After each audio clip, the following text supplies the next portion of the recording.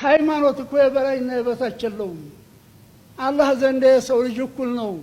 የሃይማኖት አባት፣ ባለስልጣን፣ ሀብታም፣ ድሃ፣ እመምተኛ፣ ጤነኛ አላህ ዘንድ እኩል ናቸው። ፈጣሪ ጌታ ዘንድ እኩል ናቸው። ይህንን ተግባር ላይ እስካላዋልን ድረስ 100 ጊዜ ብንለፈልፍ 100 ጊዜ ብናደርግ በሺ የሚቆጠር ብናደርግ ፈጣሪ ጌታ አይሰማንም። ይሄን ማወቅ አለብን።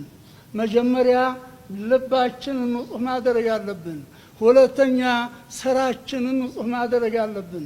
ተተንኮል መመለስ አለብን። ተምቀኝነት መመለስ አለብን። መከባበር አለብን። መተዛዘን አለብን።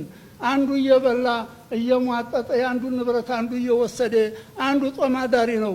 አንዱ ስንት ቦታ ያለው አንዱ መውደቂያ አንድ ክፍል የሌለው ነው። በዚህ ነው እንደ አላህ የሚያዝነው። በዚህ ነው እንደ አላህ የሚያዝነው። ገና ተወደፊት የሚመጣ አላህ የደቀነው ያስተበዋል ይመስላል። ይህም በቂ አይመስለንም።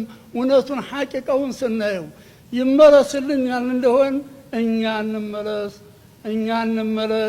እኛ እንመከር።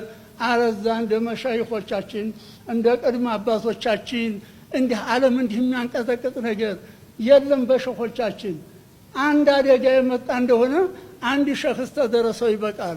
አንድ አካባቢ ሶደቃ ይመልሰዋል። የአንድ አካባቢ ዱዓ ይመልሰዋል። አዲያ እንደው ብንለፈልፍ ይሆናል እንዴ? ብንለፈልፍ አይሆንም። መመለስ አለብን። መሪውም ይመለስ፣ ተመሪውም ይመለስ።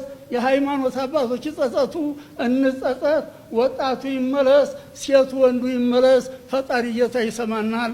እኛ ዱዓችን የማይሰማበት ምክንያት የለም። ተተመለስ። አላህ ሀገራችንን ሰላም ያርግልን እላለሁ።